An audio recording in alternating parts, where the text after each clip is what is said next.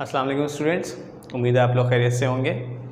बेटा आज हम लोग अपना इनऑर्गेनिक केमिस्ट्री का लेक्चर नंबर 3 स्टार्ट कर रहे हैं, ठीक है।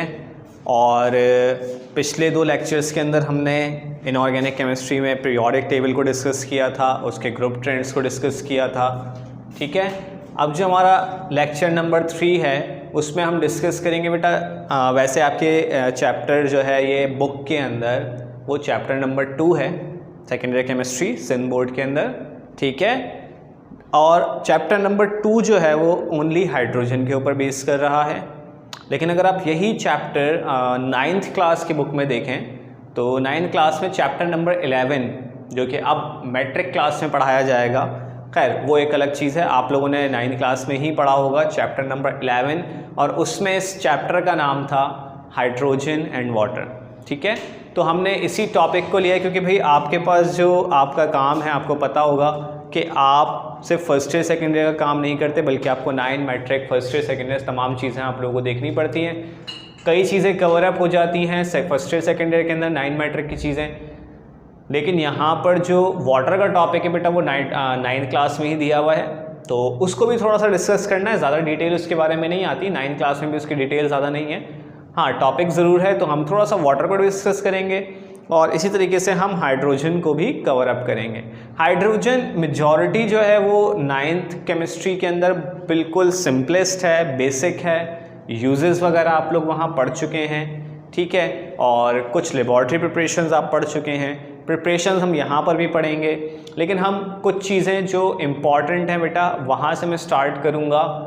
देखें, कुछ तो ऐसे टॉपिक्स हैं जिसके अंदर मैं MCQs आप लोगों से डिस्कस करूंगा, आप लोगों से बताऊंगा कि MCQs हमें इस तरह से पूछे जाएंगे, आप लोगों ने वो टॉपिक डिस्कस करने हैं, टॉपिक को स्टडी करना है, ठीक है। बुक रीडिंग लाजमी है, आप लोगों को बुकलेट भी मिली है, उसको बहुत अच्छी तरीके से रीड कीजिएगा, उसमें कुछ एक्स्ट्रा चीज़ें हैं वो हम ज़रूर उसको स्टडी करेंगे, ठीक है। कुछ फेडरल बोर्ड की चीज़ें डाली गई हैं तो वो भी आप लोगों से मैं डिस्कस करूँगा साथ साथ। बेटा हाइड्रोजन का टॉपिक डिस्कस करते हैं। हाइड्रोजन आपके पास, आपको पता है, 2 वर्ड से मिलकर बना है बेटा। हाइड्रोजन का जो नाम है बेटा वो हाइड्रो और जेनॉन या जेन भी हम कहते हैं, इन दोनों से मिलकर ये नाम बना है, ठीक है।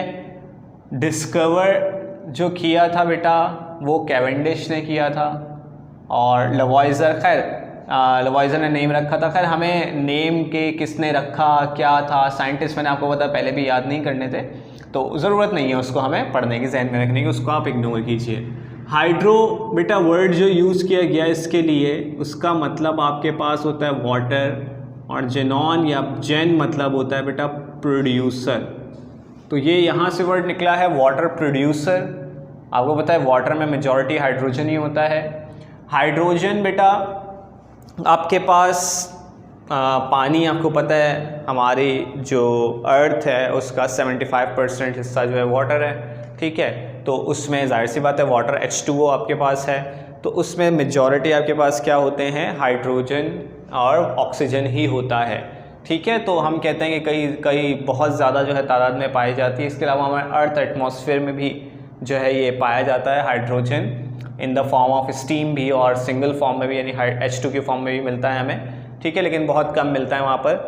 बेटा हाइड्रोजन के लिए जो हमें कुछ बातें डिस्कस करनी है वो मैं पहले आप लोगों को बता दूँ कौन कौन सी चीज़ें डिस्कस करनी है। हाइड्रोजन के अंदर हमें इसकी पोजीशन, लेकिन ये कैसे डिस्कस करेंगे मैं आप लोगों को बता दूंगा अभी। पीरियोडिक टेबल के अंदर second preparation,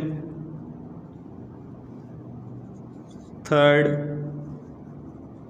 types of hydrogen, कितने तरह के हाइड्रोजन होते हैं, ये एक एक्स्ट्रा टॉपिक है बेटा।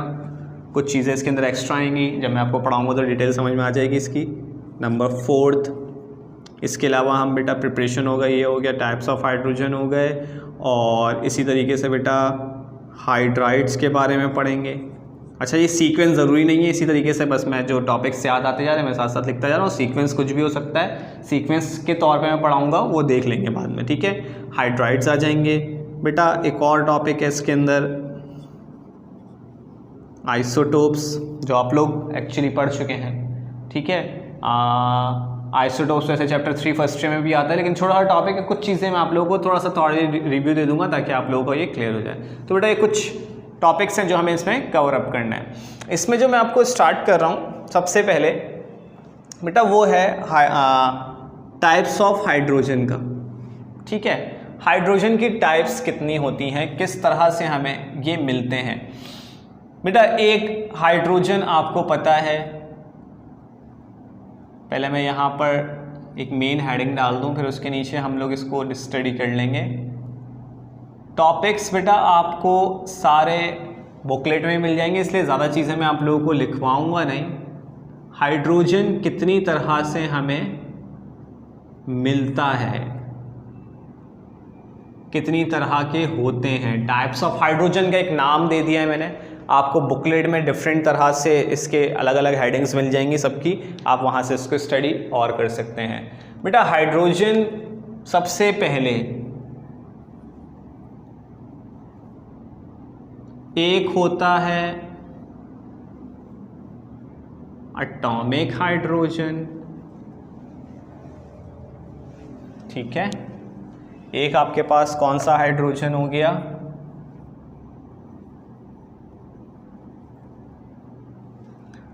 सेकंड बेटा आपके पास होता है मॉलिक्यूलर हाइड्रोजन।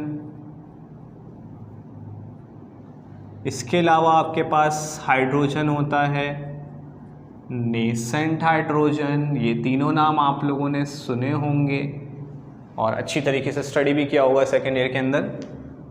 और भी बेटा होते हैं। नंबर 4 आपके पास होता है ट्राई एटॉमिक हाइड्रोजन। ये हो सकता है आप लोग पहली बार सुन रहे हो। नंबर 5 आपके पास होता है ऑर्थो हाइड्रोजन। ये भी आप लोग उम्मीद है फर्स्ट टाइम सुन रहे होंगे। नंबर 6 आपके पास होता है बेटा पैरा हाइड्रोजन। ये भी आप लोगों ने पहली बार सुना होगा, ठीक है। तो ये कुछ डिफरेंट टाइप्स के हाइड्रोजन हैं जिनके मैंने नाम लिखे हैं। अब हम इसको एक एक करके क्या करेंगे, स्टडी करेंगे। बेटा पहले जो है मैं आप लोगों को कंसीडर करवाऊंगा ये 3, ठीक है। मॉलिक्यूलर एटॉमिक हाइड्रोजन में बहुत आसान सी चीज़ें हैं। आप लोगों को बेटा मैं जो बातें बताते जाऊँ आप लोग अपने पास नोट डाउन करते जाइएगा, ठीक है। मैं ज़्यादा काम लिखूंगा नहीं, बस आप लोगों को थॉरली बताता जाऊँगा, अपने वर्डिंग्स में बताता जाऊँगा। एटॉमिक हाइड्रोजन आपको पता है बेटा सिंगल हाइड्रोजन होता है, इसको H से जाहिर करते हैं। मॉलिक्यूलर हाइड्रोजन बेटा H2 होता है। नेसेंट हाइड्रोजन को स्क्वायर ब्रैकेट में रखते हैं। तो ये 3 तरह के हाइड्रोजन आ गए। पहले तो हम मॉलिक्यूलर और एटॉमिक हाइड्रोजन की बात कर लें। मॉलिक्यूलर हाइड्रोजन का अगर आप देखें तो मोस्ट स्टेबल फॉर्म होती है। अगर हम मॉलिक्यूलर हाइड्रोजन की बात करें तो ये आपके पास कौन सी फॉर्म होती है, सबसे स्टेबल फॉर्म आपके पास कौन सी है, मॉलिक्यूलर हाइड्रोजन की है। एटॉमिक हाइड्रोजन बहुत ज़्यादा रिएक्टिव होता है, नेसेंट हाइड्रोजन भी बहुत ज़्यादा रिएक्टिव होता है। दोनों रिएक्शन के लिए जो हम हाइड्रोजन यूज़ करते हैं वो कौन से होते हैं, एटॉमिक या नेसेंट हाइड्रोजन करते हैं। लेकिन दोनों में फ़र्क क्या है वो भी अभी आगे स्टडी करेंगे, ठीक है। इसके अलावा फॉर्मूला दोनों का लिख दिया मैंने। एक को आपके पास जो है H2 से ज़ाहिर करते हैं, दूसरे को H से, और यहाँ पर जो नेसेंट हाइड्रोजन है उसको स्क्वायर ब्रैकेट में हम H लिखते हैं, ठीक है। ये आपके पास जो होता है बहुत ज़्यादा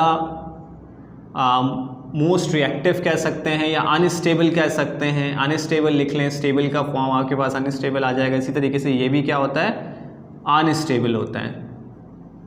H2 जो होता है वो नॉन रिएक्टिव या बहुत ज़्यादा वीक रिएक्टिव कह सकते हो, या लेस रिएक्टिव कह सकते हैं हम, कि रिएक्टिविटी नहीं दे शो करता।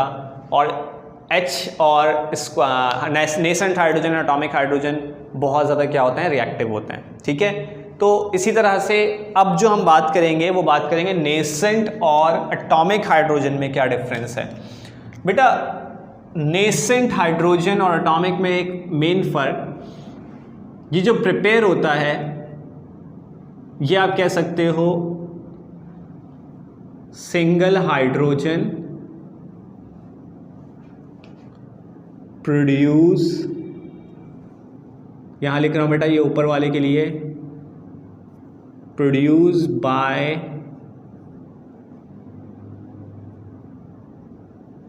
Breaking of molecular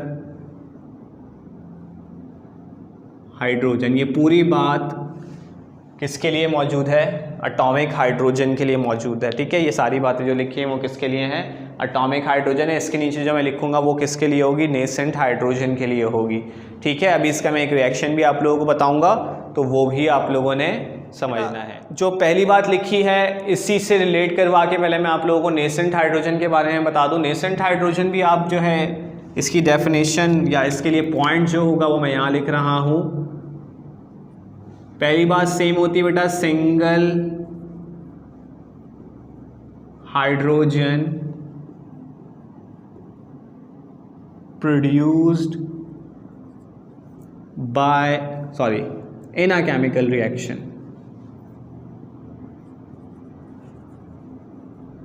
in a chemical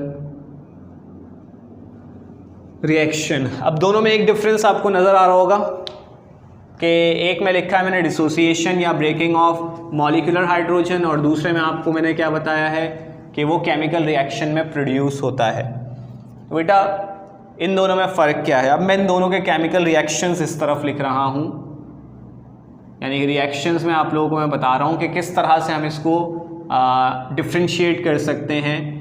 बेटा जो पहला वाला है, कह रहे हैं कि जब हम H2 को ब्रेक करते हैं बेटा तो ये ऐसे प्रिपेयर होता है, और H2 को अगर हमें ब्रेक करना हो तो आप लोगों को एक वैल्यू याद करनी है 104 किलो कैलोरीज, जो कि इसकी डिसोसिएशन बॉन्ड डिसोसिएशन एनर्जी भी कहलाती है। ठीक है, बॉन्ड एनर्जी भी कहलाती है। अगर आपसे पूछा जाए H2 की हाइड्रोजन की बॉन्ड एनर्जी तो आप 104 किलो कैलोरीज, हो सकता है जूल्स में ही पूछ लें तो जूल्स में आप कन्वर्ट कर सकते हैं। आप लोगों को कन्वर्जन बताई थी, 1 कैलोरीज बराबर होती है 4.184 जूल्स के बराबर किलो कैलोरीज में भी आप लोगों को मैंने चैप्टर नंबर 5 जब फर्स्ट ईयर का पढ़ा रहा था तो उसके अंदर कन्वर्जन मैंने आप लोगों को सिखा दी थी, तो आप लोग कर सकते हैं।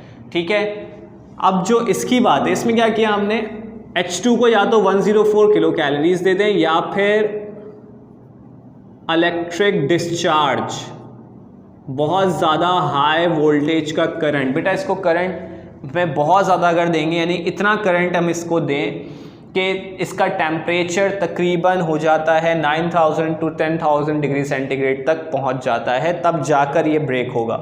और जब ये आपस में कंबाइन होते हैं, हाइड्रोजन कंबाइन होकर H2 बनाते हैं, तो दोबारा से उतनी ही एनर्जी क्या करते हैं, रिलीज़ करते हैं। ठीक है, तो इस चीज़ को अभी मैं थोड़ा सा आगे और डिस्कस करूंगा। अब अगर हम बात करें नेसेंट हाइड्रोजन की, तो बेटा नेसेंट हाइड्रोजन की जो प्रोडक्शन होती है, आपको अभी ऑर्गेनिक भी जब आप लोग पढ़ेंगे तो आप लोगों को क्लियर होगा। एक कंपाउंड आपके पास आता है CH3Cl, that is called methyl chloride. बेटा इसमें जो नेसेंट हाइड्रोजन आता है ना, अभी मैं आप लोगों को इसको क्लियरिफिकेशन दे दूंगा कैसे आपके पास आता है। ये प्रोडक्ट आपके पास बनता है CH4 + HCl है बेटा, ये थोड़ा सा छोटा लिखा हुआ नज़र नहीं आ रहा होगा, देख लीजिएगा। ठीक है, अब होता क्या है, इसको ज़रा ऐसे समझे कि हम क्या करते हैं, एक कंटेनर के अंदर CH3Cl यानी मिथाइल क्लोराइड ले लिया, उसी के अंदर हमने क्या डाल दिया, जिंक डाल दिया। ठीक है, जिंक मेटल ले लिया और जिंक पर हमने क्या डाल दिया बेटा, HCl डाल दिया। जिंक के ऊपर जब HCl डालते हैं, आपने ये पढ़ा होगा कि किसी मेटल के ऊपर अगर हम HCl या एसिड डालते हैं तो ये मेटल क्या करता है, हाइड्रोजन गैस रिमूव करता है। ठीक है, हाइड्रोजन गैस की प्रिपरेशन भी होती है किसी भी मेटल चाहे जिंक हो चाहे कोई भी मेटल हो, उसके ऊपर हम क्या डालें, कोई भी एसिड डालते हैं, हाइड्रोजन का H2SO4 भी डाल सकते हैं, तो वो रिलीज़ क्या करता है, H2 गैस। बेटा ये जो H2 गैस है ना, ये बनने से पहले क्या बनता है, नेसेंट हाइड्रोजन बनता है। ठीक है, नेसेंट हाइड्रोजन एक्चुअली कंबाइन होकर क्या बनाते हैं, H2 बनाते हैं, जो गैस रिलीज हो रही होती है। अब होता क्या है, दोनों में डिफरेंस क्या है, देखिए इस वाली हाइड्रोजन को हम किसी केमिकल रिएक्शन में यूज़ नहीं कर सकते। अगर मुझे किसी भी, जैसे मिथाइल क्लोराइड को हाइड्रोजन से रिएक्ट करवाना है, तो मैं क्या करूँगा, आपके पास ये वाला रिएक्शन यूज़ नहीं कर सकता। क्यों? क्योंकि H2 को अगर मैं इतनी एनर्जी दूंगा और वो ब्रेक हो जाएगा किसके अंदर, एटॉमिक हाइड्रोजन के अंदर, तो ये इतना ज़्यादा रिएक्टिव होता है कि ये किसी और से रिएक्ट करने से पहले ही क्या होता है, खुद से ही रिएक्ट करके दोबारा से क्या बना देता है, H2 बना देता है। तो यानी कि हम यहाँ पर इसको यूज़ नहीं कर सकते इस रिएक्शन के लिए। वो कहाँ यूज़ होता है, इसको हम यूज़ करते हैं बेटा वेल्डिंग वगैरह के लिए, जिसको हम हाइड्रोजन टॉर्च कहते हैं। वेल्डिंग होती है, बड़े बड़े पार्ट्स जो होते हैं आपके पास, किसी भी एयरक्राफ्ट वगैरह जो होते हैं, एयरप्लेन्स वगैरह होते हैं, शिप्स होती हैं, उनके पार्ट्स को जोड़ने के लिए हम यूज़ करते हैं हाइड्रोजन टॉर्च, वेल्डिंग। तो ये जब आपस में कंबाइन होकर H2 बनाते हैं तो ये तकरीबन टेम्परेचर हमें प्रोड्यूस कर सकते हैं 5000 टू 10,000 डिग्री सेंटीग्रेड तक। तो वो टेम्परेचर हम यूज़ करते हैं फॉर वेल्डिंग पर्पस। तो ये वहाँ पर यूज़ हो जाता है। अब इस रिएक्शन के लिए हम क्या करते हैं कि इस रिएक्शन में एक ही कंटेनर में हमने क्या ले लिया, मिथाइल क्लोराइड ले लिया, उसी के अंदर जिंक डाल दिया और उस पर क्या डाला, HCl। अब HCl जब जिंक के ऊपर डालते हैं तो H2 से पहले क्या बनता है बेटा, नेसेंट हाइड्रोजन बनता है। अब वो नेसेंट हाइड्रोजन का कुछ पार्ट इस मिथाइल क्लोराइड से रिएक्ट कर जाता है और क्या बनाता है, CH4 और HCl। वो डिपेंड करेगा कि आप यहाँ पर क्या लोगे। और कुछ पार्ट क्या होता है, H2 में कन्वर्ट हो जाता है। यानी केमिकल रिएक्शन के अंदर प्रोड्यूस हो रहा है ये, डिसोसिएशन ऑफ H2 से प्रोड्यूस नहीं कर रहे। डिसोसिएशन ऑफ H2 से प्रोड्यूस करेंगे तो वो किसी केमिकल रिएक्शन में यूज़ नहीं हो सकता। और यहाँ पर अगर हमें केमिकल रिएक्शन में करना है तो फिर हम क्या करेंगे, नेसेंट हाइड्रोजन को यूज़ करेंगे। ठीक है, तो ये मेन डिफरेंस है between nascent and atomic hydrogen. इसके अलावा बेटा आपके पास जो हमारे पास फोर्थ है, that is try atomic hydrogen. इसको हम एक और नाम देते हैं हाइजोन का। हाइजोन आपके पास होता है और इसका फॉर्मूला बेटा नाम से पता चल रहा होगा, क्या होगा, H3। नई चीज़ है, H3 आपके पास होती है। इसका फॉर्मूला होता है H3, हाइजोन कहा जाता है, ट्राइएटॉमिक हाइड्रोजन भी इसको कहते हैं। बेटा इसे डिस्कवर किया था विलियम क्रूक्स ने। ठीक है, विलियम क्रूक्स का नाम आप लोग जानते होंगे कि आपने पढ़ा, बहुत ज़्यादा इसके बारे में पढ़ा भी है फर्स्ट ईयर के अंदर, crooks tube experiment. But discover भी उसी के अंदर हुई थी। ठीक है, क्रूक्स ट्यूब एक्सपेरिमेंट में आपको पता है हम क्या करते हैं, जो ग्लास की ट्यूब होती है उसके अंदर हम कोई गैस फिल करते हैं और उसमें आपके पास जो है इलेक्ट्रिकल डिस्चार्ज देते हैं, 2 इलेक्ट्रोड्स लगे हुए होते हैं। तो वहाँ पर हमें जो है कुछ करंट वगैरह नज़र आया था और स्पार्क्स नज़र आए थे, जिससे हमने कैथोड रेज डिस्कवर की थी। इलेक्ट्रॉन डिस्कवर भी उसी के अंदर हुआ था। ठीक है, तो आपको पता हो या ना हो, अगर नहीं पता तो बेटा ये बात सुन लें कि इसके अंदर जब पहली बार विलियम क्रूक्स एक्सपेरिमेंट जो क्रूक्स ट्यूब एक्सपेरिमेंट जो हो रहा था, तो वैसे तो वो जे थॉमसन ने किया था। ठीक है, तो उसने पहली बार हाइड्रोजन गैस को ही उसके अंदर फिल किया था। तो जब उसके अंदर क्या होता है कि जब हम तकरीबन 20,000 वोल्ट्स, आपने तो पढ़ा होगा 9,000 से 10,000 वोल्ट तक जो है हम वोल्टेज देते हैं उसके अंदर, लेकिन जब उस टाइम वोल्टेज को 20,000 वोल्ट तक बढ़ा दिया जाए तो आपके पास एक नई हाइड्रोजन वहाँ पर डिस्कवर हुई थी, जिसका नाम बाद में हाइजोन रखा गया। और उसको जब स्टडी किया गया तो पता चला वो आपके पास क्या है, H3 उसका फॉर्मूला है। ठीक है, वो दोनों से, यानी कि सिंगल एटॉमिक से, नेसेंट से, मॉलिक्यूलर, इन तीनों से डिफरेंट थी। ठीक है, तो इसके बारे में बेटा बस यही बात याद रखनी है, कहाँ डिस्कवर हुई। ठीक है, और दूसरा नाम क्या है, बहुत ज़्यादा इससे नाम वगैरह ही पूछ सकते हैं या फॉर्मूला आपसे पूछ सकते हैं। ठीक है, फॉर्मूला ऑफ हाइजोन आपसे पूछ सकते हैं। अब आ जाइए ऑर्थो एंड पैरा। बेटा ये नॉर्मल ऑर्डिनरी हाइड्रोजन की टाइप्स हैं, यानी कि ये मॉलिक्यूलर हाइड्रोजन की एक्चुअली टाइप्स हैं।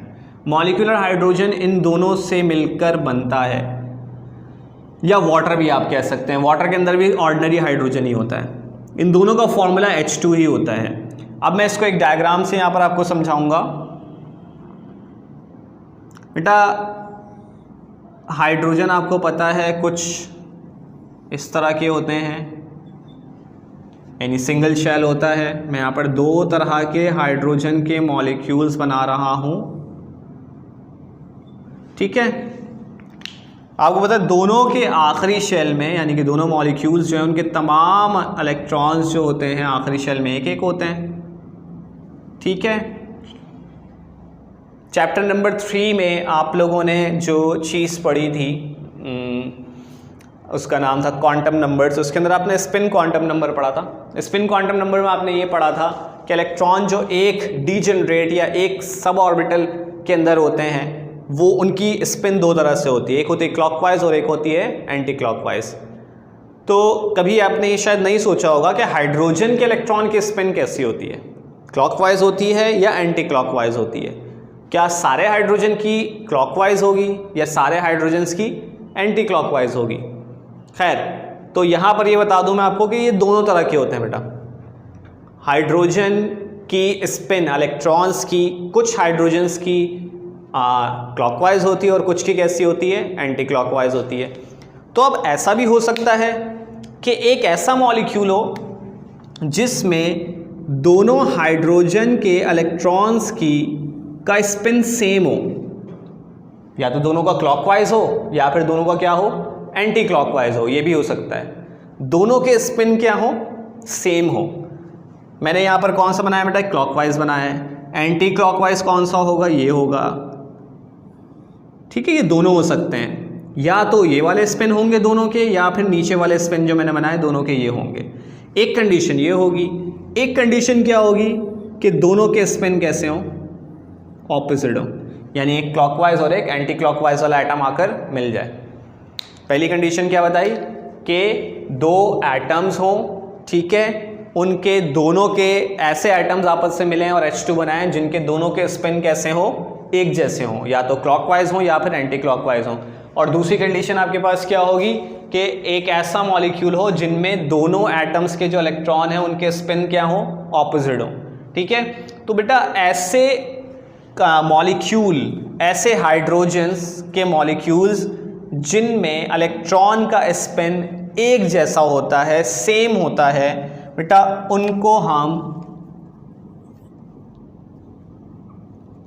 ऑर्थो हाइड्रोजन्स कहते हैं। ये आपके पास ऑर्थो का मॉलिक्यूल कहलाएगा। और इसमें क्या होता है कि दोनों के स्पिन्स जब ऑपोजिट होते हैं तो एक टाइम पर आकर हम कह सकते हैं कि दोनों क्या हो रहे हैं, एक दूसरे के पैरेलल मूव कर रहे हैं। तो इस वजह से बेटा इसका नाम रखा गया पैरा हाइड्रोजन। ठीक है, molecule of hydrogen with similar spin of electron are called orthohydrogen and the molecule of hydrogen with opposite spin of electron are called parahydrogen। तो बेटा ये आपके पास ऑर्थो और पैरा के बारे में आप लोगों ने याद करना है। कुछ एक दो बातें और बुकलेट के अंदर हैं, उसको स्टडी कर लीजिएगा, ज़्यादा कुछ आप लोगों ने इसके बारे में नहीं देखना। ठीक है, तो ये आपके पास थे बेटा टाइप्स ऑफ हाइड्रोजन। इसको आप लोग नोट डाउन कीजिए, फिर हम आगे कंटिन्यू करते हैं अपने लेक्चर को। चलो जी, कंटिन्यू करते हैं काम को। बेटा अब जो टॉपिक मैं आप लोगों को करा रहा हूँ नेक्स्ट, वो है प्रिपरेशन का, हाइड्रोजन की प्रिपरेशन। बेटा इसमें मेजॉरिटी चीज़ें आप लोगों को याद करनी है। मैं आपको तरीका बता दे रहा हूँ क्या क्या चीज़ें और कैसे याद करना, और बाकी काम आप लोगों ने खुद करना है। ठीक है, क्योंकि उसके अंदर आपको पता है प्रिपरेशन के अंदर या तो टेम्परेचर्स हैं, ठीक है, टेम्परेचर याद करने होते हैं, किस किस चीज़ से प्रिपेयर हो सकता है, किस में वाटर गैस बनती है, किस में नहीं बनती। तो ये आप लोगों के लिए बड़ी इंपॉर्टेंट चीज़ है।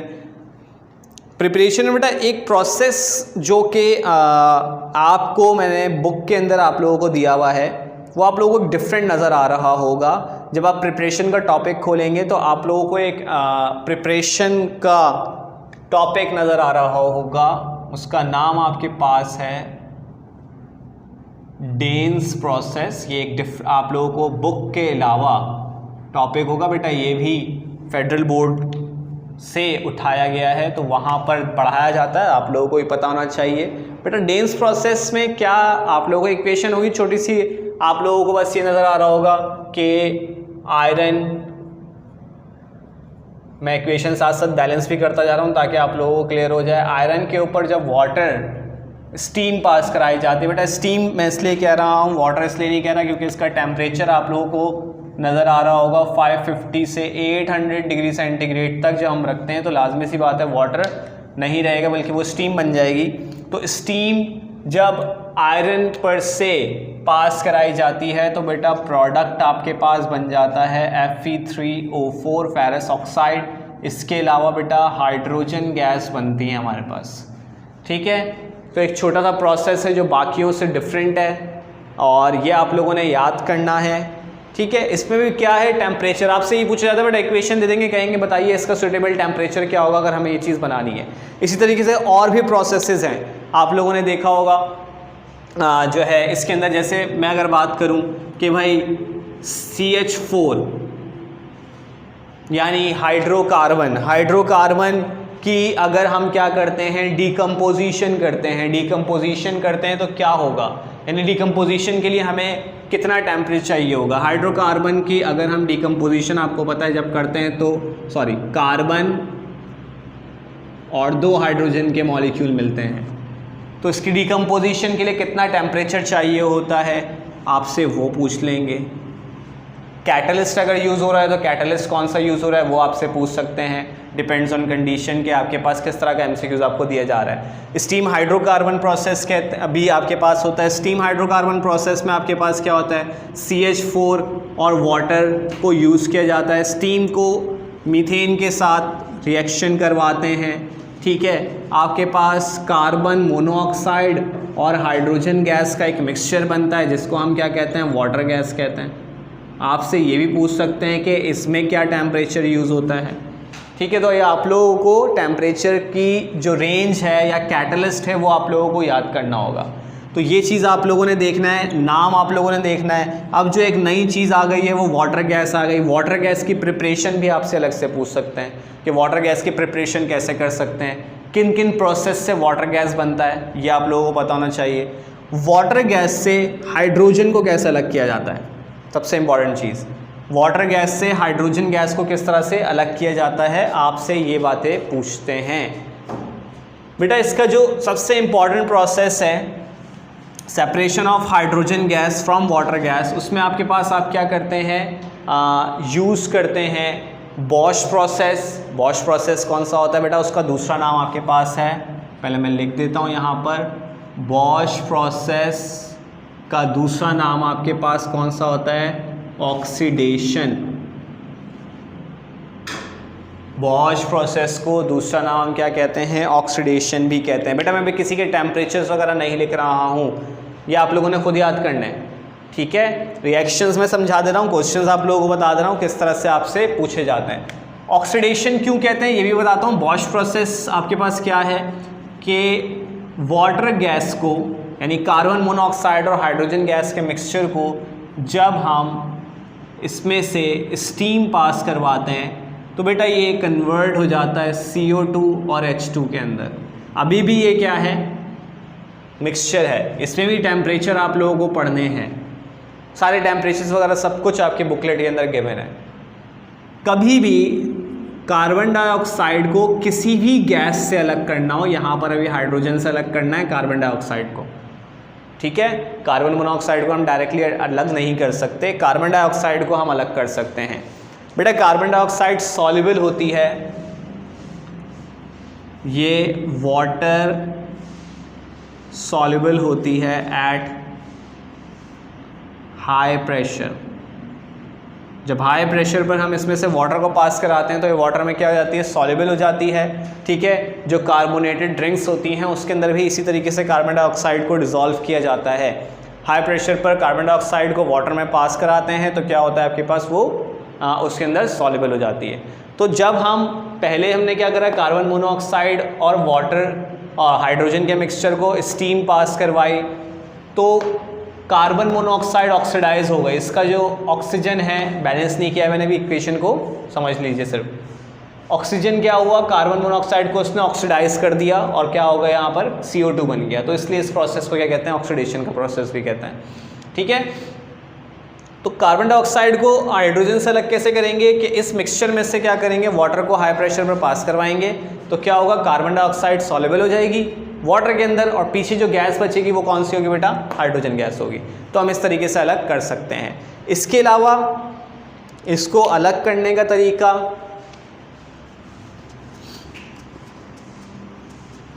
सोडियम फॉर्मेट बेटा बनाते हैं हम, यूजिंग कास्टिक सोडा।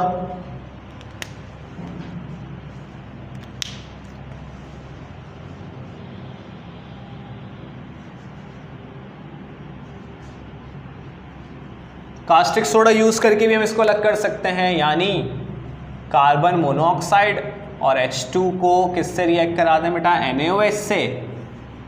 तो आपके पास क्या होता है कि ये जो कार्बन मोनोऑक्साइड है वो NaOH के साथ सॉल्युबल होकर NaHCOONA हो जाता है। इसी तरीके से बेटा हाइड्रोजन गैस अलग हो जाती है। अब ये जो चीज़ है ये क्या कहलाती है, सोडियम फॉर्मेट, जो कि किस फॉर्म में होती है, सॉलिड फॉर्म में। तो ये ऑटोमेटिकली अलग हो जाएगी, यानी कि सिंपली हम कास्टिक सोडा में से इस मिक्सचर को पास कराते हैं तो प्रोडक्ट बनना शुरू हो जाता है सोडियम फॉर्मेट, जो कि in the form of solid होता है, और हाइड्रोजन गैस क्या होती जाती है, अलग होती जाती है, ठीक, खुद ब खुद। ठीक है, तो एक ये भी प्रोसेस है जिससे आप इसको अलग कर सकते हैं। इसके अलावा कुछ और प्रोसेसेस आपके पूरी जो बुकलेट के अंदर है बेटा, वो सारे आप लोगों ने अच्छी तरीके से स्टडी करना है, देखना है, टेम्परेचर सबको पढ़ने हैं। अगर कोई प्रॉब्लम होती है, कोई प्रोसेस समझ में नहीं आता, तो आप लोग वो पूछ सकते हैं, कमेंट बॉक्स के अंदर आप लोग बता दीजिएगा, मैं आप लोगों को लाजमी उसका जवाब दे दूंगा, या आप लोग मुझसे डायरेक्ट भी पूछ सकते हैं। ठीक है, तो ये आपके पास प्रिपरेशन का टॉपिक था, जो कि छोटा सा है। हाँ, याद ज़रूर आप लोगों ने करना है काफ़ी चीज़ें।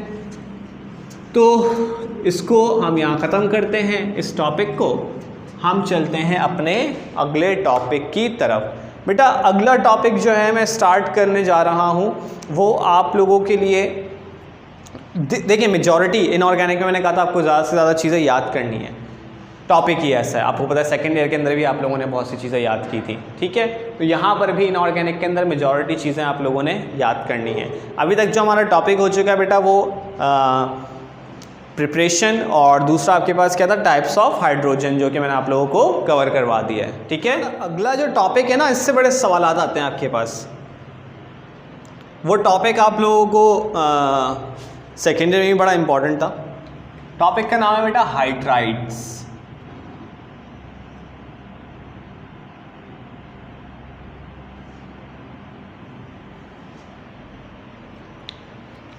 हाइड्राइड्स को बहुत सिंपल करने के लिए आप लोगों को बुकलेट में एक मैंने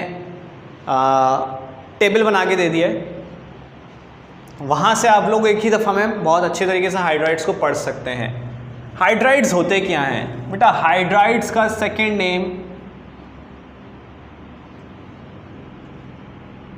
बाइनरी कंपाउंड्स ऑफ हाइड्रोजन होता है। बाइनरी का मतलब क्या है बेटा, 2 होता है, आपको पता है। जब हाइड्रोजन किसी भी पीरियोडिक टेबल के किसी भी एलिमेंट से कंबाइन होगा तो वो बाइनरी कंपाउंड बनाएगा, क्योंकि 2 हो जाएंगे फिर, एक हाइड्रोजन खुद होगा और एक जिस एलिमेंट से वो कंबाइन हो रहा है। तो बेटा किसी भी एलिमेंट से जब वो कंबाइन होगा पीरियोडिक टेबल के, तो वो क्या बनाएगा, बाइनरी कंपाउंड्स ऑफ हाइड्रोजन। तो वो आपके पास क्या कहलाते हैं, उसका दूसरा नाम क्या है, हाइड्राइड्स। जैसे ऑक्सीजन के कंपाउंड्स ऑक्साइड्स कहलाते हैं, कार्बन के कंपाउंड्स कार्बाइड्स कहलाते हैं, वैसे ही हाइड्रोजन के कंपाउंड्स क्या कहलाते हैं, हाइड्राइड्स कहलाते हैं। ठीक है बेटा, अब हाइड्रोजन, क्योंकि हाइड्रोजन किसी भी एलिमेंट से कंबाइन हो सकता है पीरियोडिक टेबल के, उसकी प्रॉपर्टी ऐसी है, तो लाजमी सी बात है। अब ये डिपेंड करेगा कि वो किस तरह का कंपाउंड है, वो किस पे डिपेंड करेगा कि वो किससे कंबाइन हो रहा है, पीरियोडिक टेबल में किस नेचर के एलिमेंट से कंबाइन हो रहा है। तो बेटा सबसे पहले हमारे पास जो हाइड्रोजन की पहली टाइप आपके पास है, मैं बेटा कुछ बेसिक बातें आप लोगों को बताऊंगा, ज़्यादा कोई मुश्किल नहीं करूंगा ताकि आप लोग आसान तरीके से पढ़ सकें। हाइड्रोजन यानी हाइड्राइड्स पहला जो आपके पास होता है उसका नाम आपके पास क्या है, आयोनिक हाइड्राइड्स, जिसका दूसरा नाम बेटा सैलाइन हाइड्राइड्स भी होता है। सैलाइन सॉल्ट लाइक हाइड्राइड्स भी कहते हैं इसको। क्या नाम है भाई इसका, सॉल्ट लाइक या सलाइन हाइड्राइड्स। कब बनता है बेटा? Elements of 1A and 2A except beryllium. 1A और 2A आप लोगों को याद होंगे, उम्मीद है। मैंने आप लोगों को पिछले 2 लेक्चर्स के अंदर कहा था 1A और 2A के एलिमेंट्स आपको याद होने चाहिए बेटा। 1A के लिथियम पहला एलिमेंट होता है, लिथियम के नीचे सोडियम, फिर आपके पास पोटेशियम, रुबिडियम, सीजियम, इसी तरीके से आपके पास फ्रेंशियम लास्ट होता है। फिर आपको ग्रुप 2A के ये बताए थे। तो आप लोगों को 2 एलिमेंट्स ग्रुप 2A के याद होंगे, first 2 elements that is beryllium and magnesium. बाकी 1A का कोई भी एलिमेंट हो, 1A के कोई भी एलिमेंट हो, उनमें से किसी से भी कंबाइन हो जाए और 2A के भी किसी भी एलिमेंट से कंबाइन हो जाए, किसको छोड़कर बेटा? बेरिलियम और मैग्नीशियम को छोड़कर। तो वो बॉन्ड कौन सा बनाएंगे? उनके दरमियान बॉन्ड होगा आयनिक। क्यों होगा आयनिक बॉन्ड? क्योंकि hydrogen is a gas and 1A and 2A elements are metals. Metal और गैस के दरमियान, मेटल और नॉन मेटल के दरमियान जो बॉन्ड होता है वो कौन सा होता है? आयोनिक बॉन्ड होता है।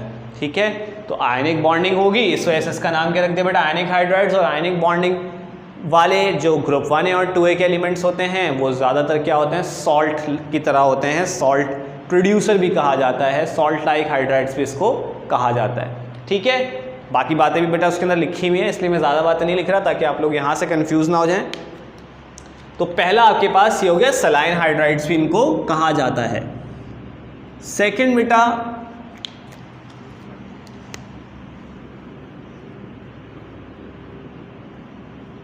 Covalent hydrides. नाम से पता चल रहा होगा कि कोवेलेंट बॉन्डिंग होगी, और कोवेलेंट बॉन्डिंग होने की वजह से,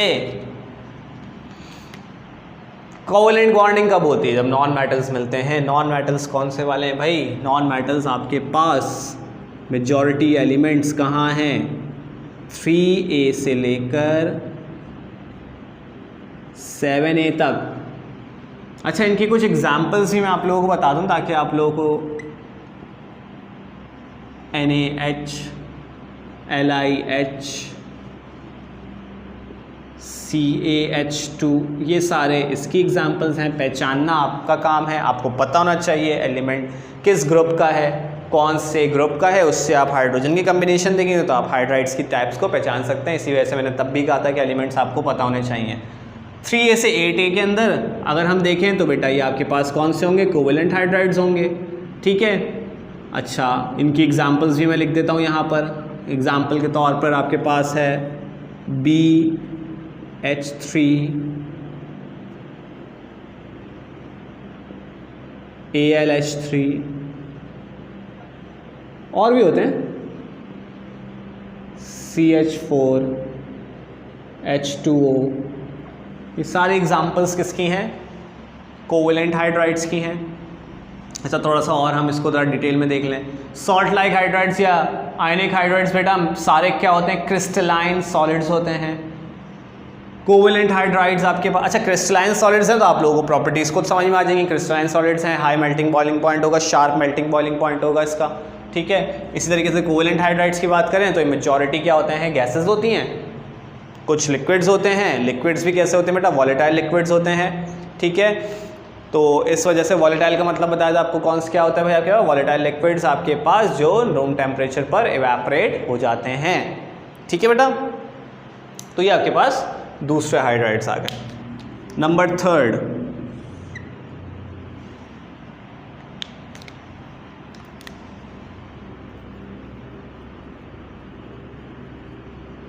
मेटालिक हाइड्राइड्स।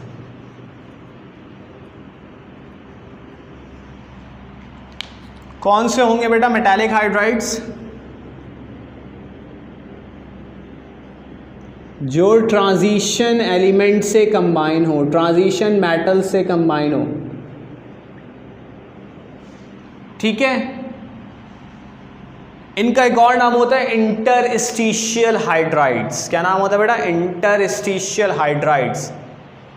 इंटरस्टिशियल हाइड्राइड्स के बारे में आप लोगों ने एक और चीज़ पढ़ी थी चैप्टर नंबर 7 में, that is electrode potential.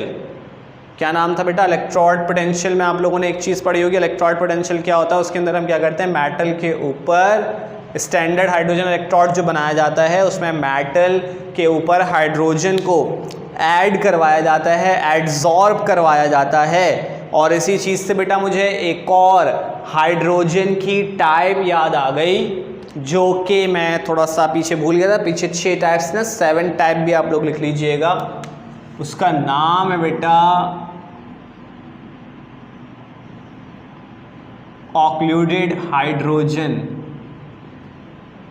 Spelling को चेक कर लीजिएगा, मैंने सही लिखी है वैसे मेरे हिसाब से, तो फिर भी बुक से एक बार आप लोग। ऑक्लूडेड हाइड्रोजन, अभी जो मैंने आपको बताया ना कि मेटल की सरफेस के ऊपर हम हाइड्रोजन को एडजॉर्ब करवाते हैं, कंडीशन पूरी आप लोगों ने वहाँ पढ़ी है चैप्टर 7 के अंदर। बेटा वो जो एडजॉर्ब हाइड्रोजन होती है ना, यहाँ मैं छोटा सा एक पॉइंट लिख देता हूँ, एडजॉर्ब हाइड्रोजन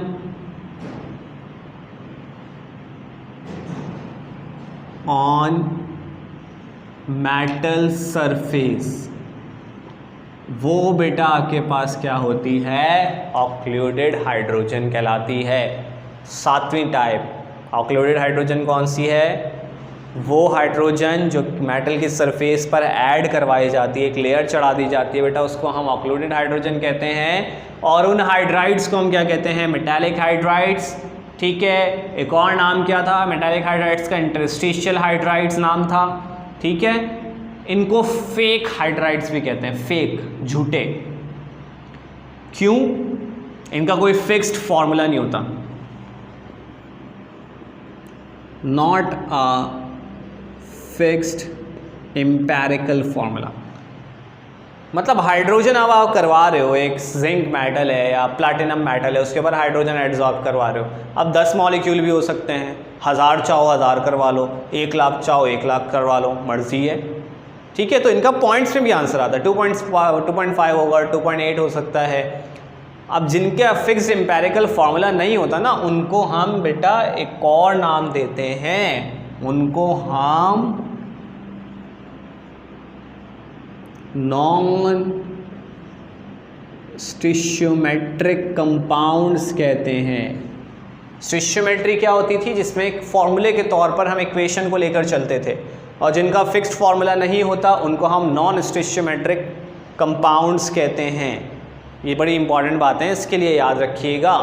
ठीक है, तो ये आपके पास मेटालिक हाइड्राइड्स के लिए फेक इसलिए कहा गया क्योंकि इनके दरमियान में ट्रू बॉन्डिंग नहीं होती, मेटालिक बॉन्डिंग होती है, ट्रू बॉन्डिंग नहीं आती इसके अंदर। ठीक है, तो ये आपके पास आ गया मेटालिक हाइड्राइड। इसके बाद आपके पास है नेक्स्ट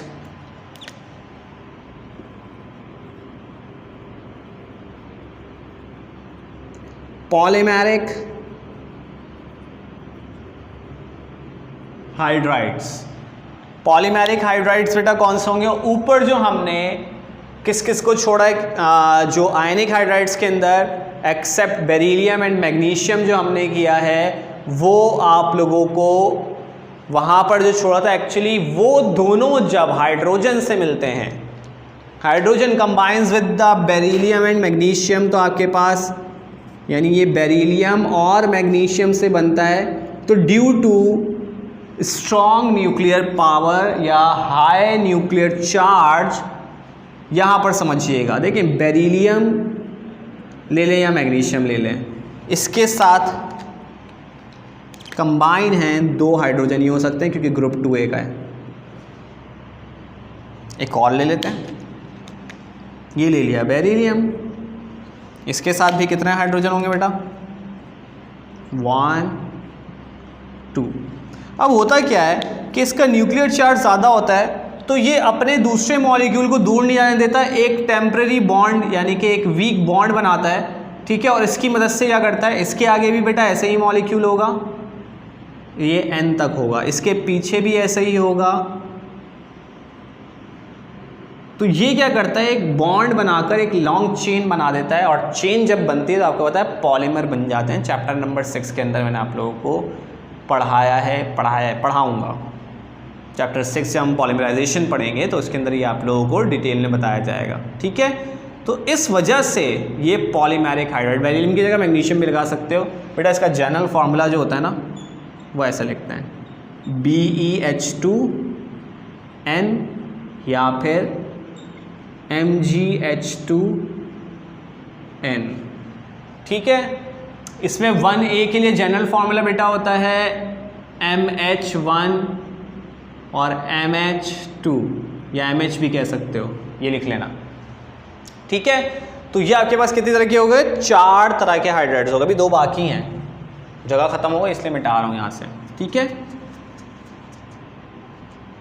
बाद में मिटाते हैं बेटा। 4 तरह के हाइड्राइड्स मैंने आप लोगों को बता दिए।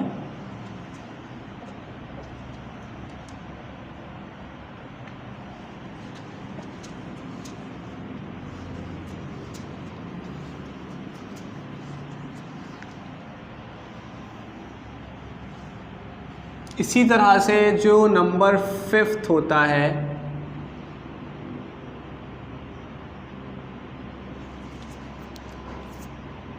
वो आपके पास कहलाता है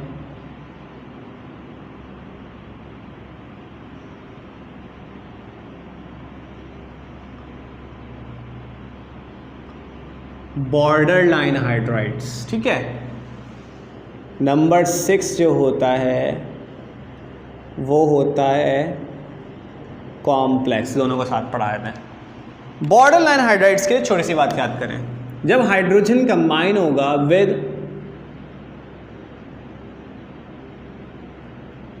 1B 2B के एलिमेंट्स जो सबसे लाइट साइड पर होते हैं, कॉर्नर्स पे मैंने आपको बताए थे, एंड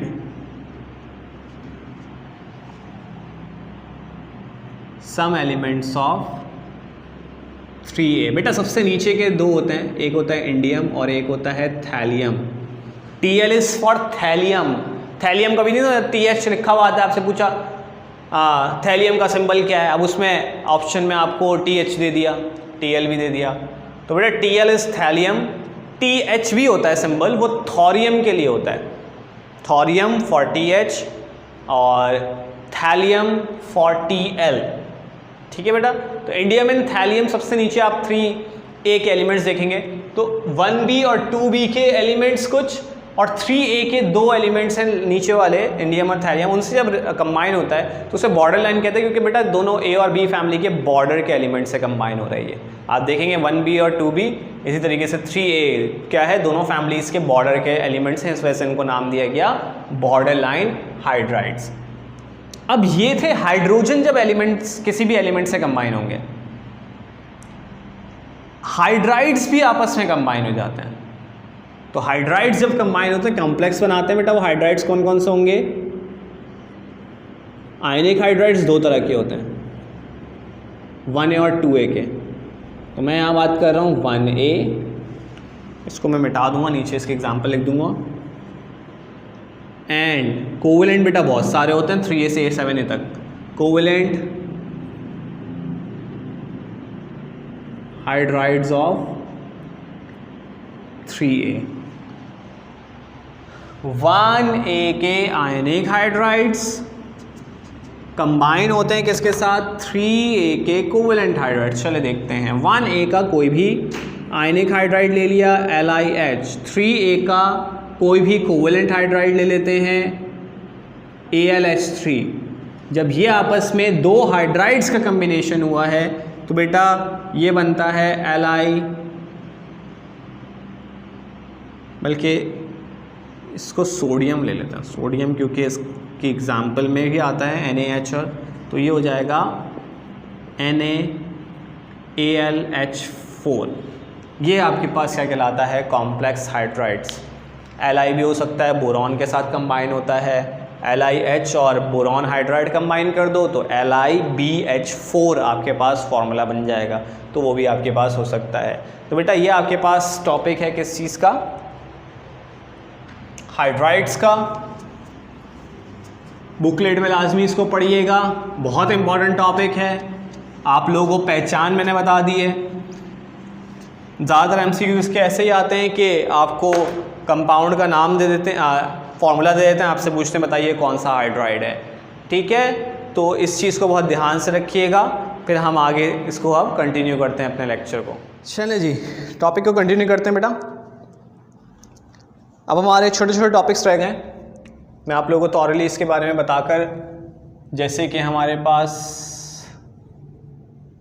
आइसोटोप्स। आइसोटोप्स क्या होता है बेटा? एलिमेंट सेम होता है, उसके कुछ डिफरेंट एटम्स होते हैं, atoms of same element having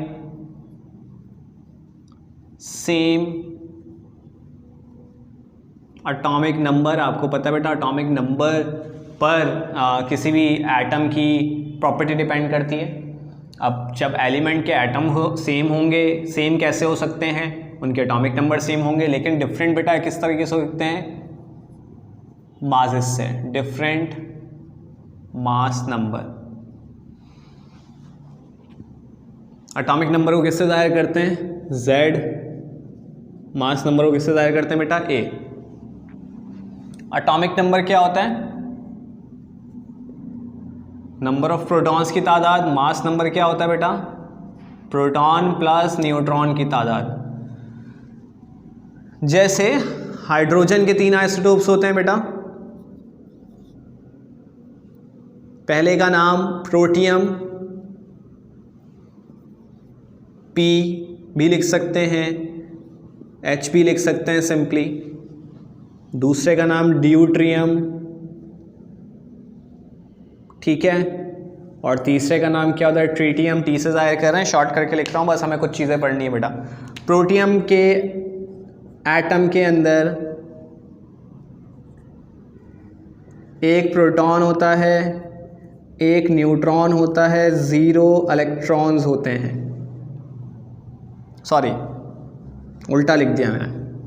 एक प्रोटॉन, इलेक्ट्रॉन कैसे 0 हो सकते हैं? इलेक्ट्रॉन भी एक ही, बट 0 न्यूट्रॉन। इसमें एक प्रोटॉन, एक इलेक्ट्रॉन और एक न्यूट्रॉन। और अगर इसकी बात करें तो एक प्रोटॉन, एक इलेक्ट्रॉन और 2 न्यूट्रॉन। सब में क्या चीज़ें चेंज है बेटा? सब में प्रोटॉन की तादाद सेम है, सबका एटॉमिक नंबर सेम है। अगर मास नंबर कैलकुलेट करें तो प्रोटॉन और न्यूट्रॉन का सम होता है, तो अगर आप कैलकुलेट करें तो यहाँ पर 1 आएगा, ठीक है, यहाँ पर 2 आएगा, यहाँ पर 3 आएगा। चेंज क्या हो रहा है बेटा? न्यूट्रॉन। न्यूट्रॉन की तादाद के चेंज होने की वजह से आइसोटोप्स की प्रोडक्शन होती है, आइसोटोप्स बनते हैं, आइसोटोप्स होते हैं, ठीक है। सबसे ज़्यादा पाया जाता है प्रोटियम। प्रोटियम को जनरली हम कहते हैं ऑर्डिनरी हाइड्रोजन, ड्यूट्रियम को हैवी हाइड्रोजन कहते हैं, प्रोटियम के वाटर को हम ऑर्डिनरी वाटर कहते हैं, ड्यूट्रियम के वाटर को हैवी वाटर कहते हैं। अभी हम इसके बारे में पढ़ेंगे वाटर के टॉपिक के अंदर। ट्रीटियम बेटा रेडियो एक्टिव हाइड्रोजन होता है। रेडियो एक्टिव हाइड्रोजन का मतलब है कि ये स्टेबल नहीं होता, बहुत कम पाया जाता है। इसकी कुछ क्वांटिटीज़ आपके बुकलेट के अंदर लिखी हुई है, आप लोग लाजमी पढ़ लीजिएगा। कॉम्पोजिशन के हमारे पास कितना % क्या होता है? मेजॉरिटी बेटा प्रोटियम ही होता है, 99.4 कुछ % आपके पास जो है क्या होता है? प्रोटियम होता है। फिर 0.05 समथिंग जो है इस तरह के % के साथ ड्यूट्रियम होता है, और ट्रीटियम भी बहुत कम क्वांटिटी में पाया जाता है। तो आप लोग इसकी क्वांटिटी भी इसको याद करेंगे, ठीक है। आइसोटोप्स में बाकी कोई ऐसा लॉजिकल सवाल नहीं आता, परसेंटेजेस आपसे पूछ सकते हैं बहुत ज़्यादा, और कुछ नहीं आता बेटा। आइसोटोप्स हर एलिमेंट के होते हैं, आप ये नहीं समझिए सिर्फ हाइड्रोजन के होते हैं, ऑक्सीजन, क्लोरीन, ब्रोमीन, आयोडीन सबके होंगे। हर एलिमेंट, जितने एलिमेंट्स आपके पास पाए जाते हैं हमारे पास नेचुरली तौर पर, उन सब के आइसोटोप्स होते हैं। जितने पीरियोडिक टेबल के अंदर एलिमेंट्स हैं उन सब के आइसोटोप्स मौजूद हैं, ठीक है। खैर, हमें सिर्फ हाइड्रोजन का पढ़ना था क्योंकि टॉपिक हाइड्रोजन है। आइसोटोप्स को एक बार स्टडी कर लीजिएगा, थोड़ा सा पढ़ लीजिएगा बुकलेट से भी, और बुक भी जो आपके पास मौजूद है। इसी तरह से बेटा एक और जो टॉपिक है पोजीशन ऑफ हाइड्रोजन, सबसे पहले लिखा था, पढ़ा सबसे लास्ट में रहा हूं, क्योंकि इसमें मुझे कुछ पढ़ाना ही नहीं है। पढ़ाना क्या नहीं है बेटा? पोजीशन ऑफ हाइड्रोजन कैसे पूछा जाता है? आपसे सवाल किया गया बेटा पोजीशन ऑफ हाइड्रोजन, जैसे कि हम देखते हैं कि कौन सी ऐसी सिमिलैरिटीज़ हैं जिसकी वजह से हम इसको किस हाइड्रोजन को किस ग्रुप में रख सकते हैं। आपको मैंने पहले भी पीरियोडिक टेबल पढ़ाते ही बताया था, हाइड्रोजन की कोई पोजीशन नहीं है। Position of hydrogen in periodic table अगर हम बात करें तो हाइड्रोजन की 3 ग्रुप्स से मैच करती हैं, 1A, 4A और 7A।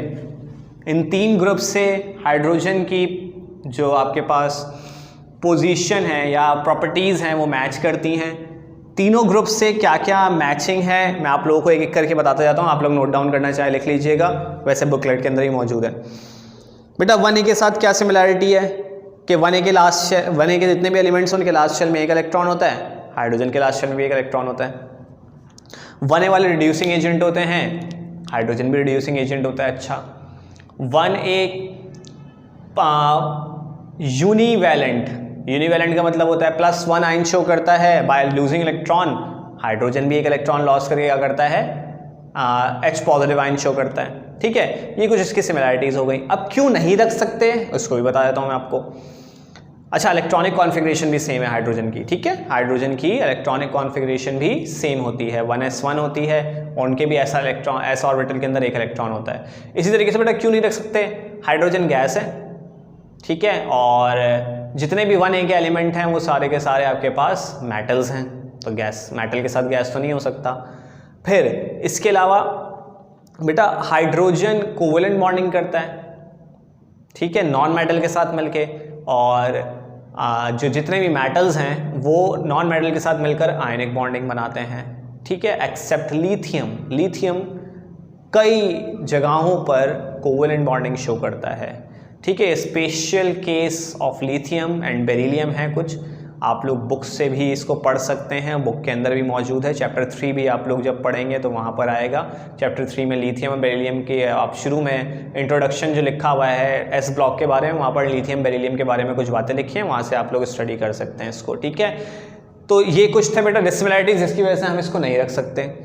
2A की अगर हम बात करें, सॉरी 4A की, तो 4A की पहली सिमिलैरिटी, हाइड्रोजन का जो वैलेंस शेल है वो हाफ फिल्ड होता है।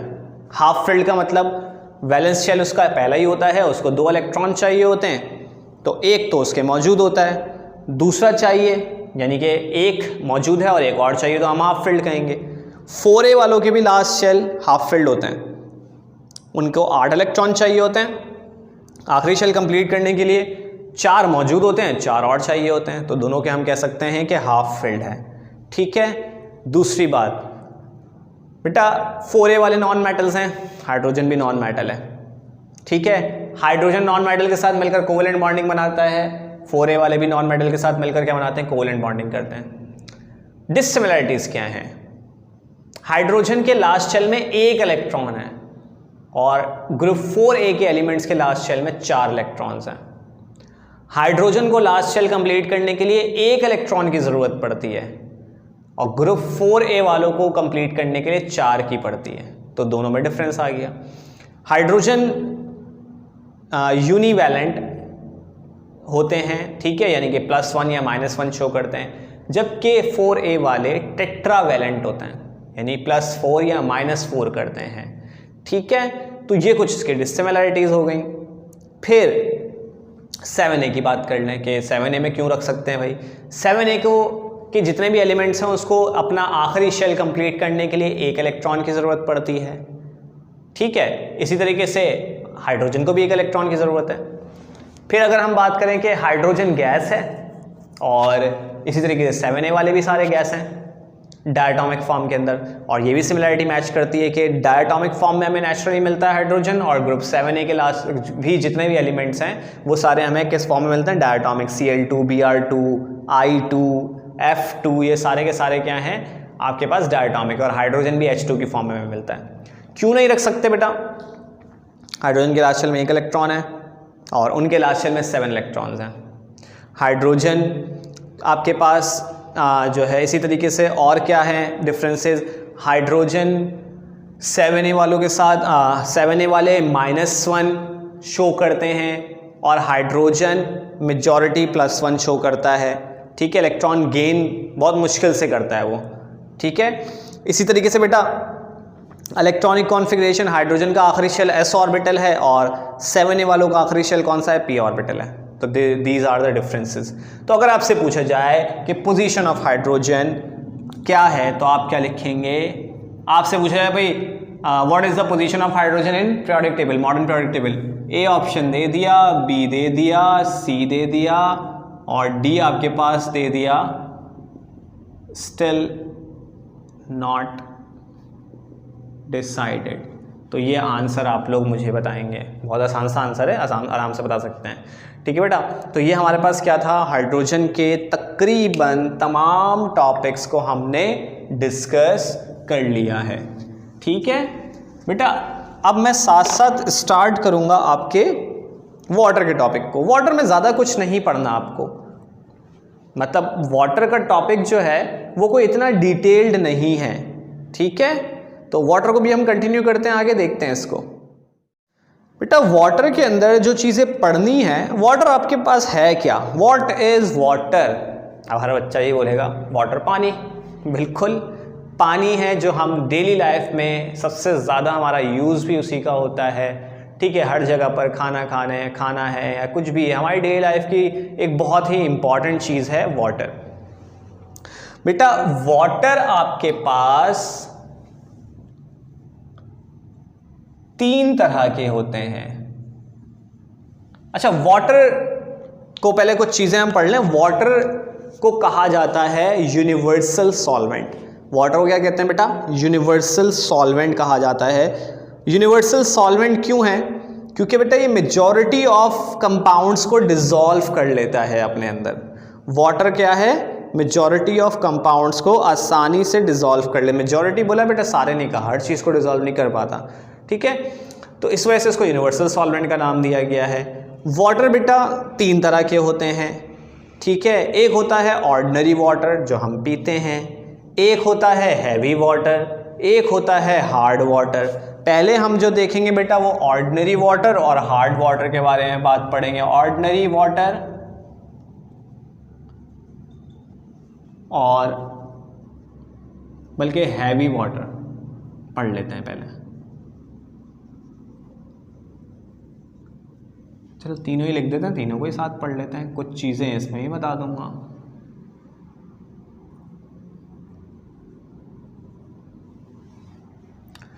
ऑर्डिनरी वाटर जो हम ड्रिंकिंग वाटर के नाम से जिसको हम कहते हैं, दैट इज H2O। इसका एटॉमिक मास कितना होता है बेटा, 18 होता है। ठीक है, heavy water it is D2O, deuterium का वाटर होता है। इसका एटॉमिक मास बेटा 20 हो जाता है। क्यों हो जाता है 20?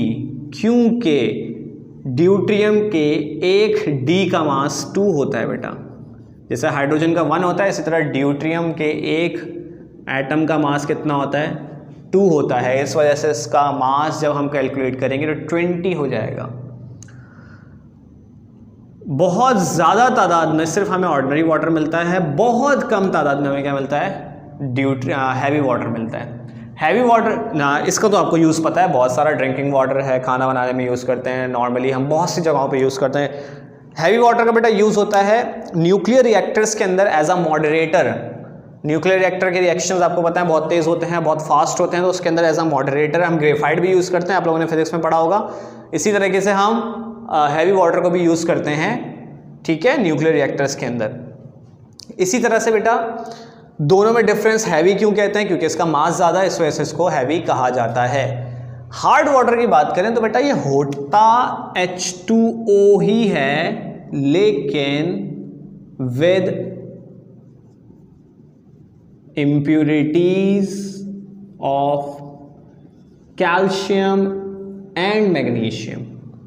कैल्शियम और मैग्नीशियम के क्या होती हैं भाई, इम्प्यूरिटीज़ होती हैं इसके अंदर। उस इम्प्यूरिटी की वजह से हार्डनेस पैदा होती है। इम्प्यूरिटीज़ कौन कौन सी हो सकती हैं बेटा? मेजॉरिटी क्या होता है, कार्बोनेट और बाइकार्बोनेट्स भी होते हैं, ठीक है। इसी तरीके से सल्फेट्स और क्लोराइड्स भी हो सकते हैं, डिपेंड्स ऑन कंडीशन। यानी कैल्शियम के, चलो मैं यहाँ लिख देता हूँ, कार्बोनेट्स, बाइकार्बोनेट्स, ठीक है। इसी तरीके से सल्फेट्स और क्लोराइड्स डिपेंड करता है, वो चाहे कैल्शियम के हो चाहे मैग्नीशियम के हो। अगर बेटा कार्बोनेट्स या बाइकार्बोनेट्स होते हैं तो हम उसे कहते हैं टेम्परेरी हार्डनेस इसके अंदर पैदा हुई है। टेम्परेरी हार्डनेस की वजह क्या होती है? Impurities of calcium and magnesium, या आप कह सकते हो कार्बोनेट्स और bicarbonates of calcium and magnesium. और जब सल्फेट्स या क्लोराइड्स आ जाते हैं तो उसमें हम कहते हैं परमानेंट हार्डनेस उसके अंदर पैदा हो गई है। परमानेंट हार्डनेस परमानेंटली नहीं होती, ऐसा नहीं कि रिमूव नहीं कर सकते, रिमूव कर सकते हैं, लेकिन जब ये डिस्कवर हुई थी तो उस टाइम कोई मेथड नहीं था इसको रिमूव करने के लिए, तो उस टाइम पे इसका परमानेंट नाम रख दिया गया था। लेकिन आप इसको रिमूव कर सकते हैं by using ion exchange method. Method नहीं पढ़ना बेटा, हमें सिर्फ नाम याद रखना है। इसको हम एक और नाम देते हैं जियोलाइट परम्यूटाइड मेथड, ठीक है। कैल्शियम जियोलाइट बनता है और इसी तरीके से मैग्नीशियम जियोलाइट बनता है जब हम इसको इसको जब हम क्या करते हैं, रिमूव करते हैं, तो जो जियोलाइट के कंपाउंड्स होते हैं कैल्शियम और मैग्नीशियम के, वो इनसॉल्युबल होते हैं, उसको हम क्या करते हैं एज अ प्रेसिपिटेट अलग कर लेते हैं। और बेटा इसको अलग करने का तरीका है आपके पास जो सबसे ज़्यादा यूज़ होता है वो है क्लार्क्स मेथड, ठीक है। क्लार्क्स मेथड को यूज़ किया जाता है for the purpose to remove temporary hardness.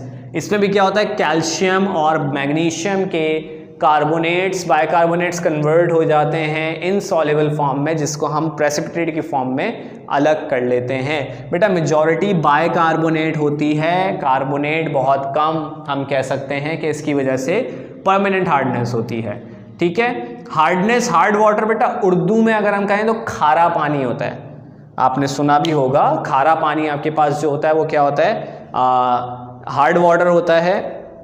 Produce कैसे होता है, कैसे बनता है, ज़मीन के अंदर आपको पता है ज़्यादातर जो है मौजूद होता है। बोरिंग जो हम कहते हैं, बोरिंग करते हैं, उसके अंदर से खारा पानी आता है। ज़मीन के अंदर इसलिए पैदा होता है बेटा, जब बारिश होती है तो पानी आपके पास आता है, ठीक है। तो खैर वहाँ नहीं जा रहा मैं बेटा। जब बारिशें होती हैं तो पानी जो है वो पहाड़ों से नीचे आ रहा होता है, पहाड़ों पे भी होती है, ज़मीन में भी होती है। और ज़मीन या पहाड़ की अगर हम बात करें तो वहाँ पर कैल्शियम और मैग्नीशियम मौजूद होता है। आपको पता है ये क्या है, मिनरल्स हैं। तो कैल्शियम और मैग्नीशियम के सॉल्ट्स होते हैं, सल्फेट्स, क्लोराइड्स और कार्बोनेट्स वगैरह होते हैं। तो वो जब पानी नीचे की तरफ ज़मीन में जा रहा होता है तो उनको सॉल्युबल करता हुआ जाता है और ज़मीन के अंदर क्या हो जाता है, वो वहाँ पर सेफ हो जाता है। लेकिन उसके अंदर इम्प्योरिटीज़ डिसॉल्व हो जाती है। कौन कौन सी?